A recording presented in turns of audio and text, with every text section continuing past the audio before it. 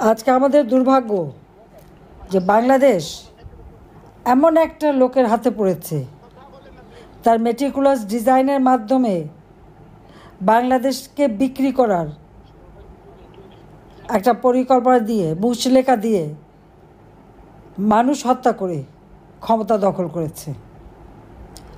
আজকে বাংলাদেশের মানুষের জীবনে শান্তি নাই, নিরাপত্তা নাই।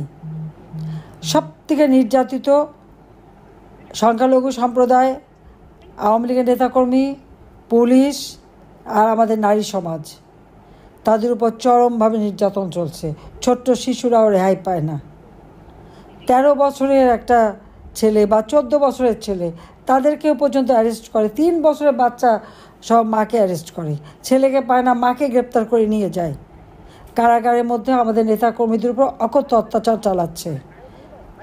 এমনকি একটা যেটা বলে জেল কোড, সেটাও মানে না।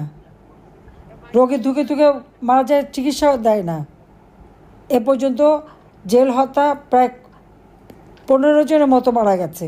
তাদের নিয়ে টর্চার করে, জেলে রেখে দিয়ে যখন মুমূর্ষু অবস্থায় হাসপাতালে নিয়ে ফেলে দেয়। এমনকি আমাদের নূর মজিদ হুমায়ুন, নরসিংদীর, তিনি একজন মুক্তিযোদ্ধা, তিনি মন্ত্রী, সংসদ সদস্য। তার চিকিৎসার জন্য, তার ডেঙ্গি হলো, চিকিৎসার জন্য বঙ্গবন্ধু মেডিকেল বিশ্ববিদ্যালয়ে নিয়ে গেল। বঙ্গবন্ধু বিশ্ববিদ্যালয়ে জামাতি এক লোক বসে আছে, দখল করেছে পদ, তার চিকিৎসা দেয়নি, এমার্জেন্সিতে ফেলে রেখে দিয়েছে। তারপরে তাকে আবার কারাগারে পাঠালো। সে আরও অসুস্থ হয়ে গেলে ঢাকা মেডিকেল কলেজে বেড, যেখানে মাটিতে ফেলে রেখেছে, তারপর একটা বেড দিয়েছে, সেখানটা চাদর পর্যন্ত নাই। হাতে হাত করা বাঁধা, একটা মুমূর্ষু রোগী, তার হাতে হাত করা পড়া। ইউনুসকে জিজ্ঞেস করতে হবে যে এটা কোন ধরনের আচরণ। এই মুক্তিযোদ্ধারা যদি দেশ স্বাধীন না করতো, এই মুক্তিযোদ্ধারা যদি নিজেদের জীবনের ঝুঁকি নিয়ে মুক্তিযুদ্ধে অংশগ্রহণ করে দেশ স্বাধীন না করতো, ইউনুসকে এই মসনদে বসতে পারতো? অবৈধভাবে বসেছে, কিন্তু বসেছে তো কাদের অবদান? মুক্তিযোদ্ধাদের অবদান, আওয়ামী লীগের অবদান, আওয়ামী লীগের অগণিত নেতাকর্মী। আজকে সে আওয়ামী লীগকে ধ্বংস করবে, আওয়ামী লীগকে নিশ্চিহ্ন করে দেবে, আওয়ামী লীগকে কার্যক্রম নিষিদ্ধ করেছে, আওয়ামী লীগের নিবন্ধন বাতিল করেছে। ডক্টর মোহাম্মদ ইউনূস এবং তার ওই জামাত বিএনপি, এরা আওয়ামী লীগ নিবন্ধ বাতিল করার কে? আওয়ামী লীগ তো জনগণের নির্বাচিত প্রতিনিধি। যারা নির্বাচনের প্রতিনিধি, অর্থাৎ জনতার ম্যান্ডেট আছে আমাদের, ইউনূসের তো সেই ম্যান্ডেট নাই। সে তো ডাকাতি করে ক্ষমতা দখল করেছে। তারপর একের পর এক প্রত্যেকটা ইউনিয়ন পর্যায় পর্যন্ত, আমি এই কদিন কথা বলছি, প্রত্যেক উপজেলায় ইউনিয়ন পর্যায় পর্যন্ত আমাদের নেতাকর্মীদের বাড়িতে ঘর বাড়ি জ্বালিয়ে পুড়িয়ে লুটপাট করে নিয়ে যাচ্ছে। দেশের মানুষের ভাগ্য নিয়ে ছিনিমিনি খেলছে। আমি সরকারে থাকতে বাংলাদেশের মানুষের আর্থসামাজিক উন্নতি হয়েছে। বাংলাদেশ সারা বিশ্বের কাছে উন্নয়নের রোল মডেল। বাংলাদেশ একটা উন্নয়নশীল দেশ হিসেবে গ্র্যাজুয়েশন হয়েছে এবং বাংলাদেশ একটা মর্যাদা নিয়ে চলেছে। আপনারা প্রবাসীরা যারা আছেন নিশ্চয়ই সেটা উপলব্ধি করতে পারেন যে তখন বাংলাদেশ বলে মানুষ সম্মানের সাথে দেখত।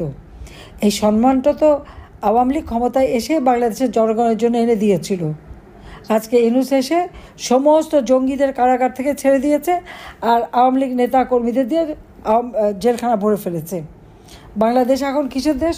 জঙ্গিদের দেশ, সন্ত্রাসীদের দেশ। জঙ্গিরা যারা হলি আর্টিজেনে যখন আক্রমণ করলো, ইটালিয়ান নাগরিক, জাপানিজ নাগরিক সহ, শ্রীলঙ্কার নাগরিক সহ বাংলাদেশে অনেকেই তো তারা ওখানে হত্যা করেছে। আমরা তো 12 ঘন্টার মধ্যে যারা জীবিত ছিল তাদের উদ্ধার করি, জঙ্গি দমন করি, তাদের বিরুদ্ধে মামলা হয়, তাদের শাস্তি দিই কারাগারে। ইউনূস ক্ষমতায় এসে সবাইকে ছেড়ে দিয়েছে। ইটালি সরকারও এটা জানা উচিত যে কীভাবে এদেরকে ছেড়ে দেয়। ঠিক একইভাবে 21 আগস্ট গ্রেনেড হামলা, 10 ট্রাক অস্ত্র চোরা কারবারি মামলা, প্রত্যেকটা সন্ত্রাস এবং জঙ্গিবাদের মামলা, যারা ব্রিটিশ হাইকমিশনারের উপর গ্রেনেড হামলা, সবাইকে ছেড়ে দিয়েছে। খুনি জঙ্গি তারা মুক্তি পেয়ে গেছে, আর আওয়ামী লীগের অগণিত নেতাকর্মী জেলে, এবং আওয়ামী লীগের কত নেতাকর্মীকে যে হত্যা করেছে, গুম খুন করেছে। নদী দিয়ে লাশ ভেসে যায়, পুকুরের লাশ, রাস্তায় লাশ, ব্রিজের পাশে লাশ। আওয়ামী লীগ, ছাত্রলীগ, যুবলীগ, আমাদের স্বেচ্ছাসেবক লীগ, আমাদের নেতাকর্মী কেউ বাদ যাচ্ছে না, নারী পুরুষ নির্বিশেষে। তার উপর অত্যাচার, বাড়ির মধ্যে ঢুকে মেয়েদেরকে কাপড় উলঙ্গ করে তার ছবি, তাকে রেপ করা, সেই ছবি তুলে আবার সেগুলি ভাইরাল করে। কত জঘন্য মানুষ হতে পারে চিন্তা করতে পারেন? আর এক একটা বাড়িতে ঢুকে লুটপাট করে, আর লুটপাট করে ভিক্টির চিহ্ন দেখায়। বাহ, চমৎকার! লুটপাট করতে পারলে সেটা বিরাট একটা কাজ করে ফেলেছে। অন্যের সম্পদ দখল করে লুট করে নিতে পারে, খুব একদম বিরাট একটা অর্জন করে ফেলেছে। এইরকম একটা ভাব বাংলাদেশে হবে না কেন? ক্ষমতাই তো দখলকারী। এই ক্ষমতা দখলকারী আজকে আমাদের দেশের মানুষের জীবনটাকে নাবিশ্বাস তুলে ফেলেছে। কাজে এ আবার ওখানে গেছে কেন, সেটা হলো প্রশ্ন। যেখানে আমাদের খাদ্যের স্বয়ংসম্পূর্ণ অর্জন করেছি, মানুষ 3-4 বেলা খেতে পারত, খাওয়া, আমরা মানুষের হাহাকার ছিল না। আজকে মানুষ খেতে পায় না, মাথাপিছু আয় কমে গেছে। প্রবৃদ্ধি যেখানে আমার 6.7 ভাগ, তা আজকে 2 ভাগে নেমে গেছে। কোনো মতে টেনে টুনে ইলাস্টিকের মতো 3 ভাগ দেখায়। এলসি খুলতে পারে না। এলসি খোলা নাই কারণ ব্যবসা বাণিজ্য নাই, আমদানি রপ্তানি নাই। সব থেকে কম এলসি খুলেছে এখন। টাকা জমা পড়ে গেছে, সেটাকে আবার বলে যে রিজার্ভ বেড়েছে। রিজার্ভ বাড়বে না কেন? যদি অর্থনীতি সচল না থাকে তাহলে তো টাকা থেকেই যাবে। আমি যখন কোভিড ছিল, কোভিডের সময় আমাদের তো $48 বিলিয়ন হয়েছিল রিজার্ভ, কারণ ব্যবসা বাণিজ্য ছিল না। কাজে ধ্বংসের হাত থেকে দেশকে রক্ষা করার জন্য সকলকে ঐক্যবদ্ধ হতে হবে। জনগণের ম্যান্ডেট নাই, সাংবিধানিক ভিত্তি নাই। সে জঙ্গিদের নিয়ে ক্ষমতা দখল করেছে। বাংলাদেশ জঙ্গিদের রাজ্যে পরিণত হয়েছে। জঙ্গি নেতা, মানবাধিকার লঙ্ঘনকারী, ফ্যাসিস্ট ইউনূসের হাত থেকে দেশ ও জাতিকে রক্ষা করতে হবে। তাই যা কিছু হতে তাই নিয়ে আপনাদের জনমত সৃষ্টি করা, দেশে বিদেশে সব জায়গায় কাজ করতে হবে। আর আওয়ামী লীগের নিবন্ধন বাতিল করার তার কোনো অধিকার নাই। আওয়ামী লীগে ইলেকশন করতে দেবে না, কারণ জানে আওয়ামী লীগ জনপ্রিয়। আওয়ামী লীগ ইলেকশন করলে জনগণ আওয়ামী লীগকে ভোট দেবে, তাই আওয়ামী লীগকে তারা কাজ করতে দেবে না। এটাই তাদের প্রচেষ্টা। কাজে এই প্রচেষ্টা যেন সফল হতে না পারে, আবার যেন আমরা গণতন্ত্র প্রতিষ্ঠা করতে পারি, মানবাধিকার সুরক্ষিত করতে পারি, দেশের মানুষের জীবনের শান্তি নিরাপত্তা নিয়ে আসতে পারি, সেটাই আমরা চাই। এবং একমাত্র আওয়ামী লীগ পারবে, আওয়ামী লীগ ছাড়া আর কেউ পারবে না।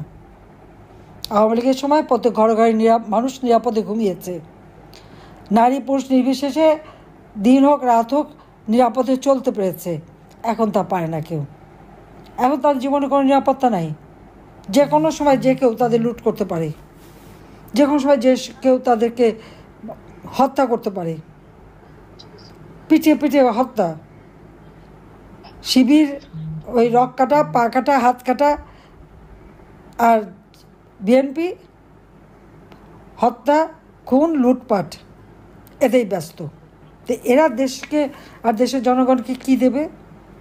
যারা স্বাধীনতা বিশ্বাস করে না, জনগণের উন্নয়নে বিশ্বাস করে না, জনগণের শান্তিতে বিশ্বাস করে না, জনগণের নিরাপত্তা বিশ্বাস করে না, তারা মানুষকে কি দিতে পারবে? বাংলাদেশের মানুষের ভাগ্য পরিবর্তন, বাংলাদেশকে উন্নত করা একমাত্র আওয়ামী লীগ ছাড়া আর কেউ পারবে না। কারণ আওয়ামী লীগ মুক্তিযুদ্ধের চেতনায় বিশ্বাস করে। আওয়ামী লীগ জাতির পিতা বঙ্গবন্ধু শেখ মুজিবুর রহমানের নেতৃত্বে আমরা স্বাধীনতা এনেছি। আওয়ামী লীগের আমলেই দেশের উন্নতি হয়েছে, ভবিষ্যতেও তাই হবে ইনশাল্লাহ। আমরা তা করব। বাংলাদেশ স্মার্ট বাংলাদেশ হিসেবে আমরা গড়ে তুলব। সবাইকে ধন্যবাদ। আবারও আমি বলবো যে কষ্ট করে আপনারা এসেছেন, আপনাদের সবাইকে ধন্যবাদ জানাই।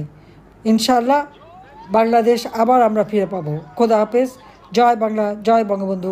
বাংলাদেশ চিরজীবী হোক।